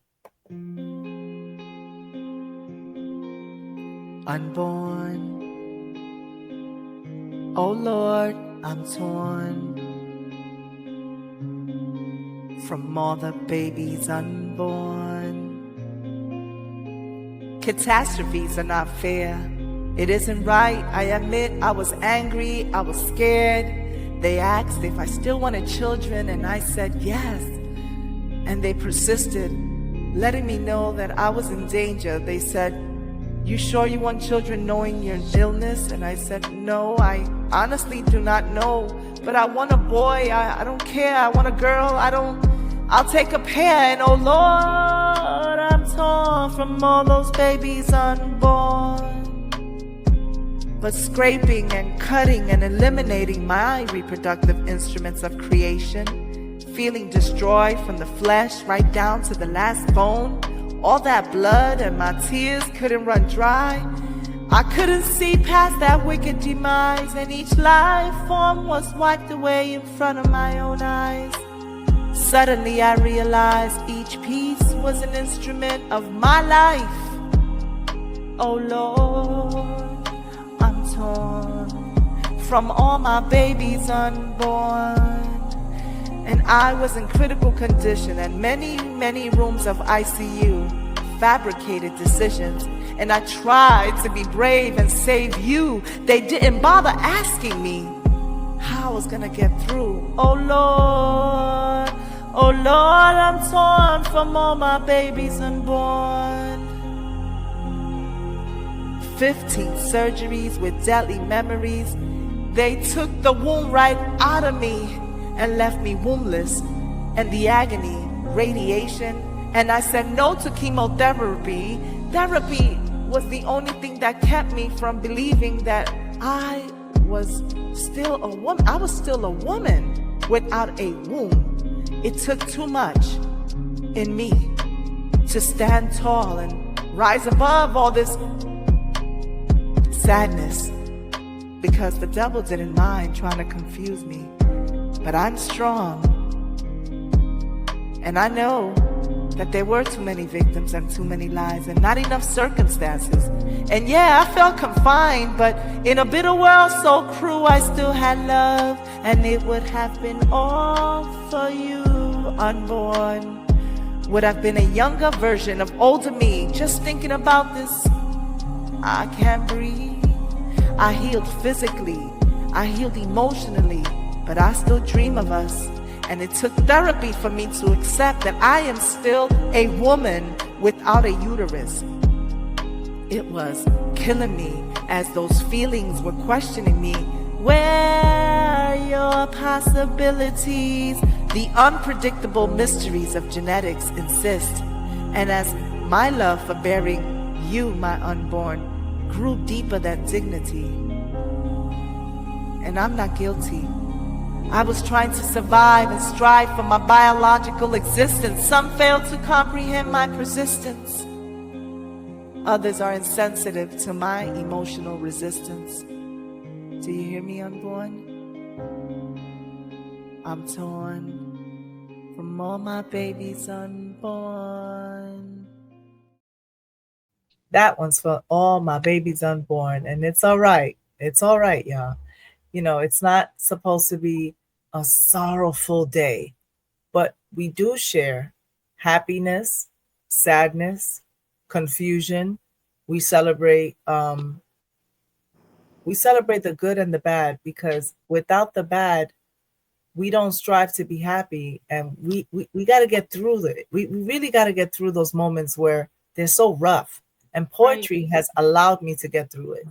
You know, I mean, most people just sit and sulk and stay there for a long time, medicated, because they can't deal with that big change, because it is a loss. Yet I'm here to tell you that I'm not asking everyone to use me as a blueprint at all.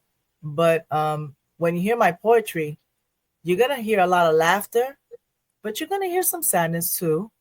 I try to keep a balance when I'm writing some of my pieces, but that piece right there, it has to be shown to the world, that a woman like me that comes on here smiles. And I come from a family of 8 females, right? My father had 8 daughters. Wow. And out of 8 daughters, there was one that could not have children. That's me. And I'm okay. Have you ever seen me sulking about not having children or ever? Not at all. I still could go to baby showers. I still could pick up a baby and love babies. I love children. I defend them. I work. Trust me, I defend them. And I think that you have to write certain pieces that may people will look at you like, oh, and I don't want that. I want you to know that it's okay to write about moments like that. You may not want to share it with the world, if you're ready, right? Right. Timing is important. But I could share that now and say that that was something I went through, and I questioned. And there are moments, of course I do. I wonder, what would that be like if I was a mom? But then I smile, and I was saying this the other day, I give birth to poetry. I give birth to artists, you know? And I say that meaning my artistry, not artists. I meant to say artistry.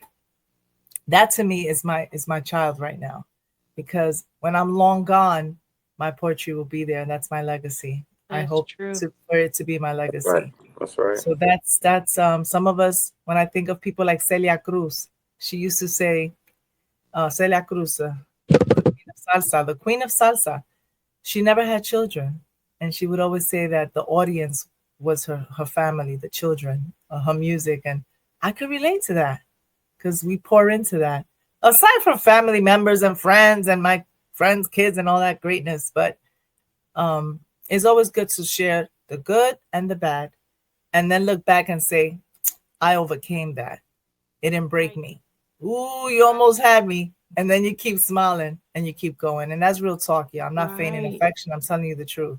That's just straight from Dr. Poetry's mouth. So I love that piece. You had to find the beauty in amongst it all. And I was gonna say, when we were talking before you played your piece, is you are a mother in a sense, because you're in your line of work. Yeah. Period. You're out there, and with your compassion and your love from your heart, you're helping people on a daily basis. It's not just a one and done type of thing, or you're not just out there, like we see on the news, hurting people and all that things. Like, you're out there talking to people. You're engaging with people in a sense that you're mothering them. So, yeah, it just came to you in a different form. Sometimes it Yeah. doesn't come from your womb. Sometimes it comes in other forms, and you still get to experience different things that you would have never got to experience or got to help that's had true. you been able to give birth. I had to Very have true. this conversation with my own daughter, because she's like you, and she's the Mhm. only one out of my 4 that doesn't have any either. Yeah. I mean, it's something about, I think it was more like, because the way the surgeries went, I got really ill. I didn't have time to mourn that, not the ability, not having the ability to have children. I couldn't really deal with those emotions because I was trying to survive. It was my physical health was not well. I had gotten really sick.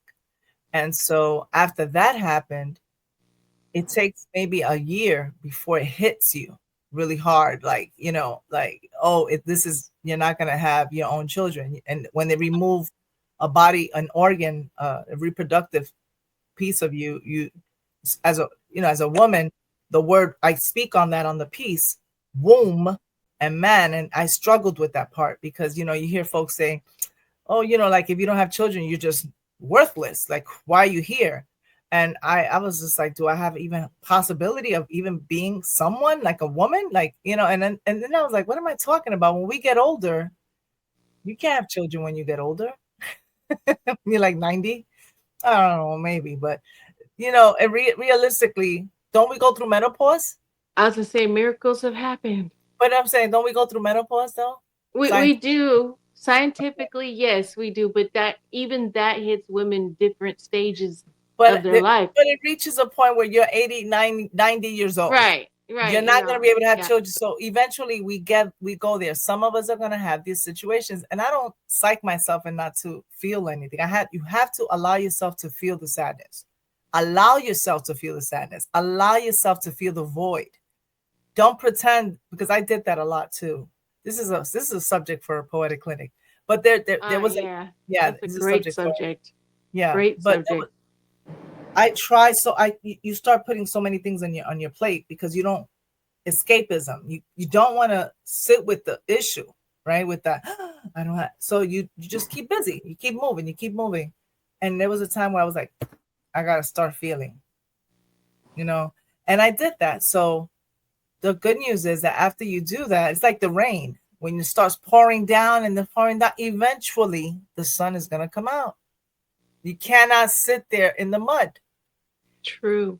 You have to go, you know what I mean? So you can appreciate that nice sunlight on you and the light. You got to go through all that, and it's okay. But yeah, shout out to that piece. But now we're moving on to deaf poetry. We got Solo un Hombre. Ahora sí, vamos para encima. Oye, voy a empezar diciéndote que soy solo un tipo. Yo no soy nadie grande, pero le doy gracias a Dios todos los días por darme la oportunidad de abrir los ojos y nacer de nuevo cada día. Y hablando claro, mi mente está tan cabrona que a veces tengo que meterle un freno a la cosa para que no se me pongan demasiado intensas. Yo creo que ahora trato de disfrutar más el momento porque mañana no me lo prometen. No piense que esto es de tristeza ni nada, simplemente te estoy hablando de la forma que es.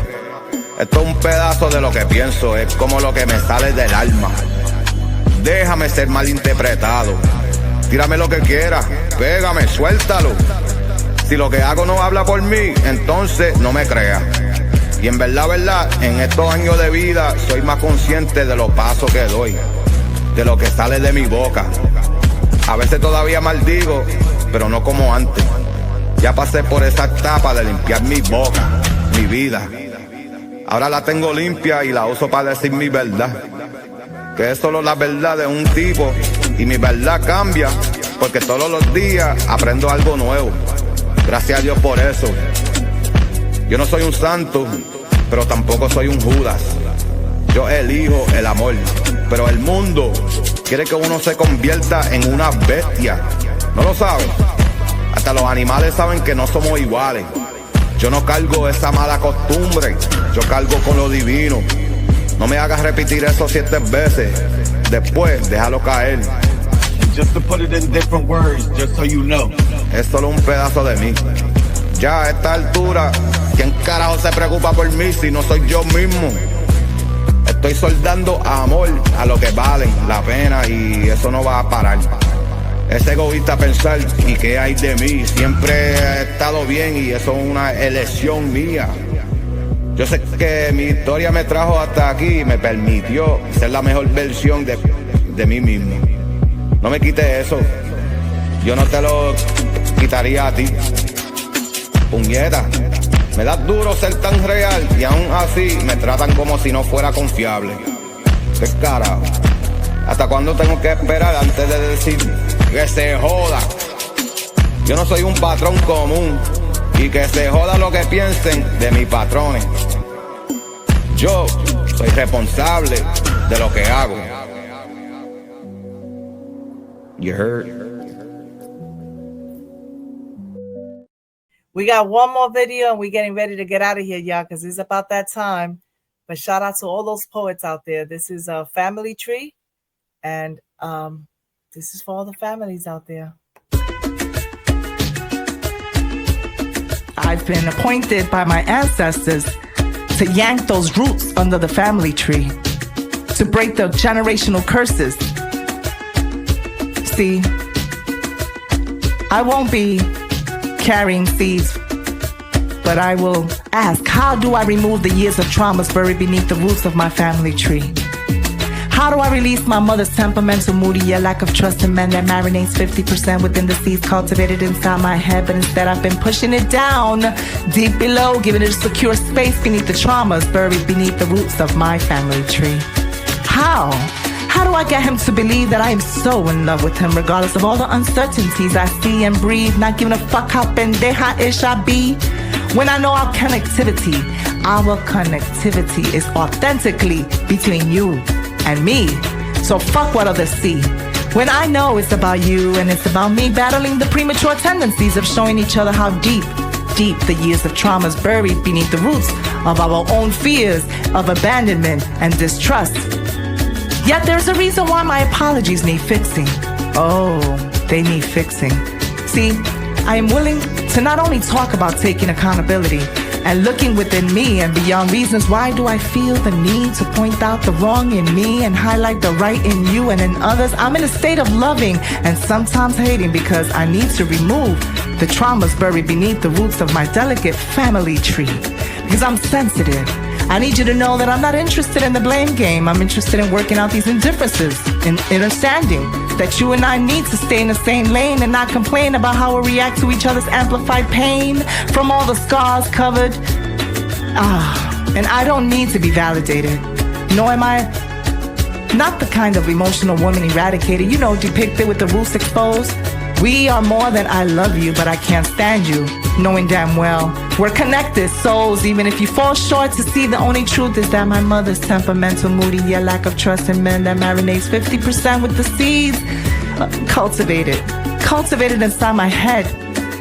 But instead I've been pushing it down deep below, giving it a secure space beneath the traumas buried beneath the roots of my family tree, although my sudden development of strength instilled by me and by my ancestors reminded me of the African proverb within that states, when the roots are deep, there is no reason to fear the wind. I am not conceited, Ali said. He was convinced, and I'm convinced that all the trauma buried is creeping into my nerves, neurologia, what the doctors refer to fibromyalgia. Another theoria stating that my body needs to release my mother's temperamental, moody mentality, yet lack of trust in men that marinates 50% within the seeds of cultivated inside my head. But instead, I've been pushing it down deep below, giving it a secure space beneath the traumas buried, now being released beneath the roots of my family tree. Please don't judge me. It took a lot of bravery in me just to acknowledge, to accept that my love for you is deeper than the traumas buried beneath the roots of my family tree. So I need you to continue being the God within you that I am connected to as you hold me while I hold you, all the while I'm facing, fighting, releasing and removing demons I didn't even summon, yet came for me. I am releasing the generational curses out into the sea as if I was the sacrifice. No womb to carry your seed, yet instead, I understand this, baby. I know I owe myself an apology for entertaining spaces I knew I wasn't respected, wanted, or appreciated, loved, and valued. You are the force that I mishandled my fucked up ways of communicating and sleeping on the protection of our peace. I'm done talking about taking accountability since we're removing and we keep moving forward. Looking ahead, my traumas have been worn like a Dolce & Gabbana collection in the fall. See, our souls were subpoenaed by the universe to continue our journey. So excuse me, baby, if I'm getting a little horny at odd times of the day. But babe, I need you to trust the wait, a period of waiting, the weight, the heaviness of you, my person, my love, the thing we can call now honorable love. You know that thing. I'm talking about the connection that we have added importance above many things like the value. I value you, I honor you, and I am done talking about it, because what if one of us died tonight from a brain aneurysm while we were caught up in all that bullshit?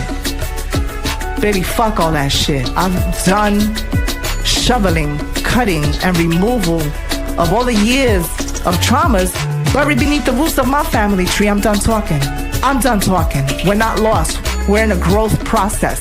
We're not broken. We're interrupted, perhaps a quite uncomfortable phase of our lives where our old wounds are finally diminishing as we honor each other's lives while we continue being soulfully connected. Our sacred love is hauntingly familiar. We are one, yet it is within ourselves that God must be realized. And that's how I'm going to remove the years of traumas buried beneath the roots of my family tree. That's how I'm going to release my mother's temperamental, moody, yet lack of trust in men that marinates 50% within the seeds cultivated inside my head. But instead I've been pushing it down deep below, giving it secure space beneath the traumas buried beneath the roots of my family tree. It's time to let go. I honor my ancestors, and I honor your love. I honor the God in you. Honor the God in me.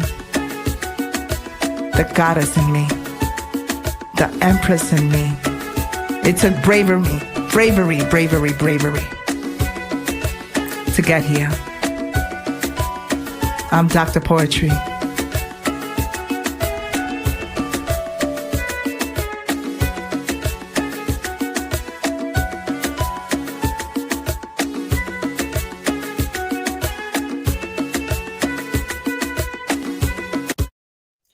I am Dr. Poetry with Deaf Poetry and Granny WOWZERS. Granny's probably taking care of Sunshine right now.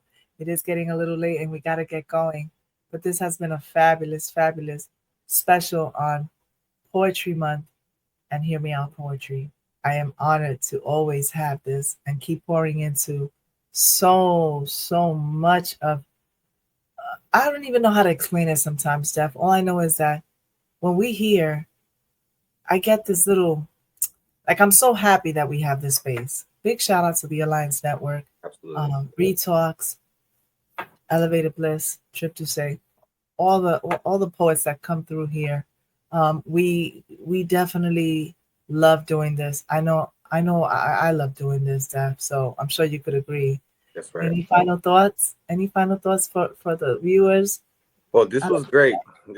You know, it is Poetry Month, and this is a special. So I can't wait to have another episode like this, so we can share and showcase other poets.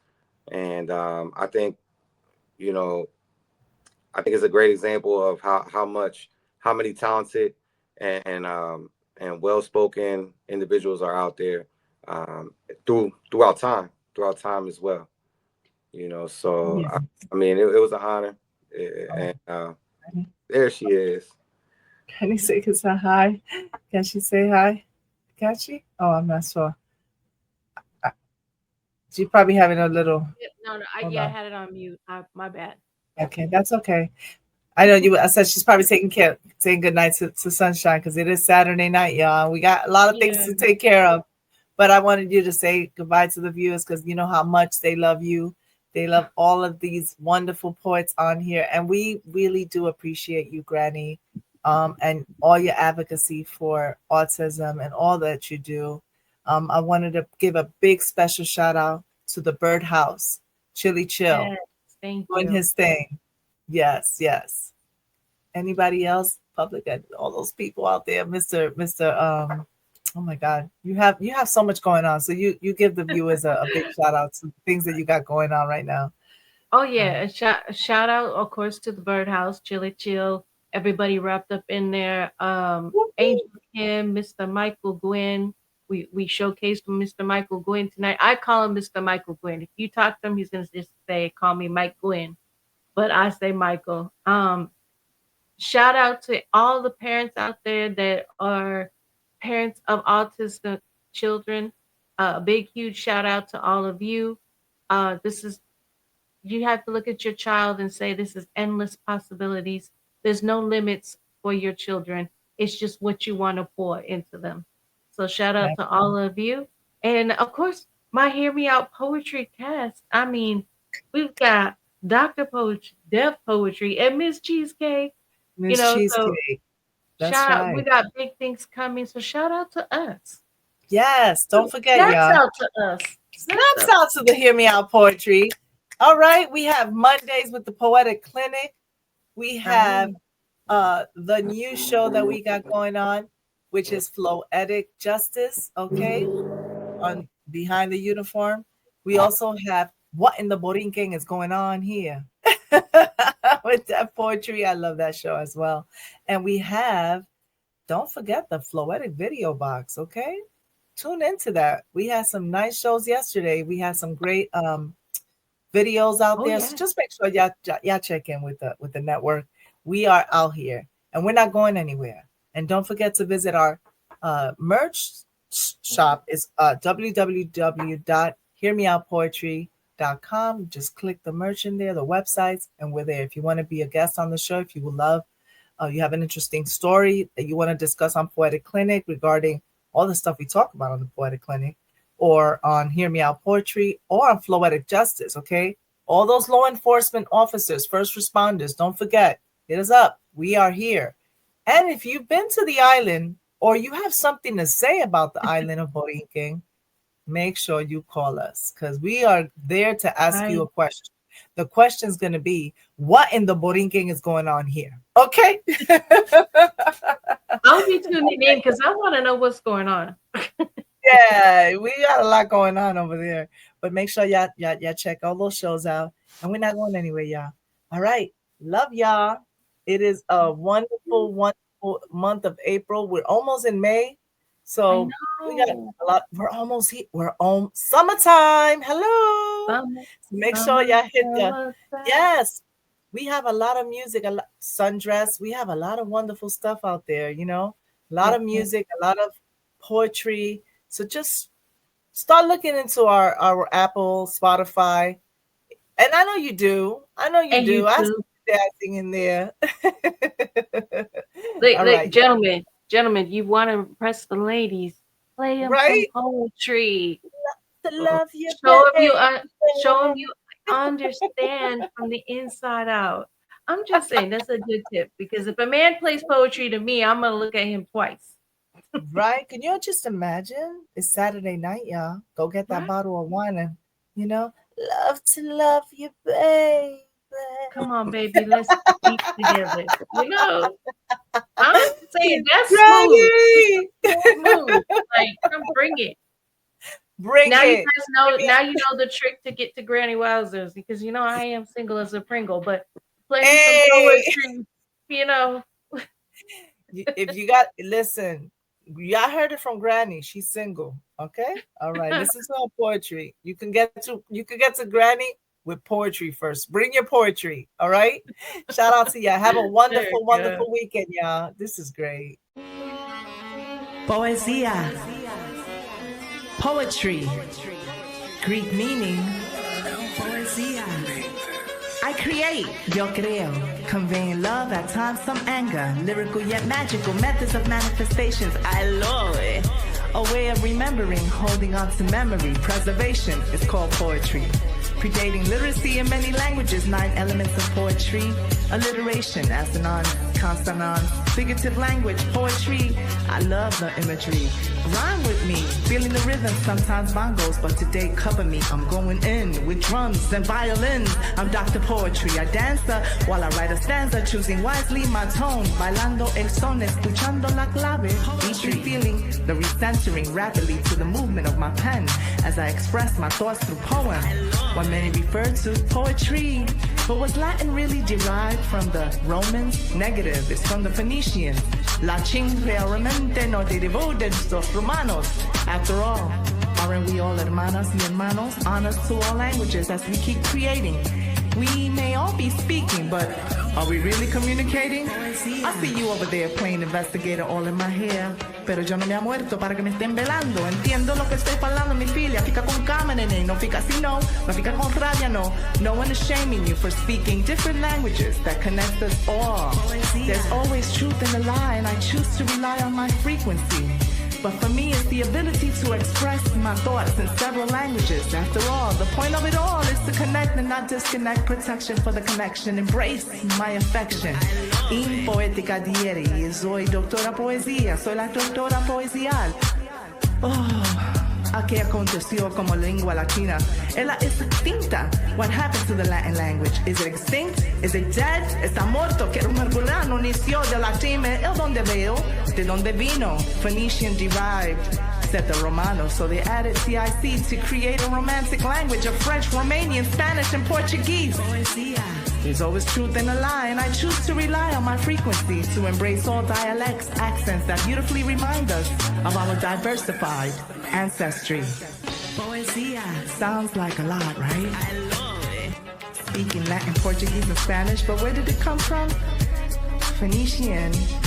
No one is shaming you for speaking different languages. Ninguém tá falando mentira, minha filha. Fica com calma, neném. Da mão não fica assim, não. There's always truth in the lie, and I choose to rely on my frequency. Frequency. Ninguém me está aborgando você por falar diferente. A linguagem que nos conecta a todos.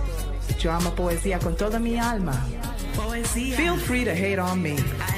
I'm Dr. Poetry, and I love poetry.